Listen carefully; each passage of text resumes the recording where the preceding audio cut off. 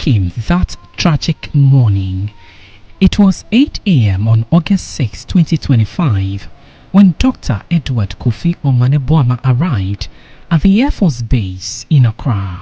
He was en route to Obuasi for a mining policy engagement.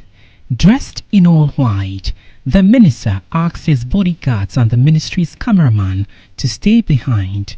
There wasn't enough space in the helicopter. With a signature smile, he shook hands with the crew and waved as the chopper took off. Little did he know, it would be his final wave to his staff, his country, to the world.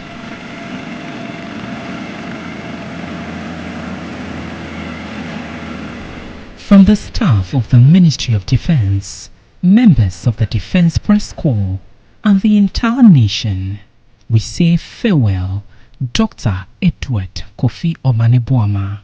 You served your country. You led with vision and heart. You are forever in our hearts.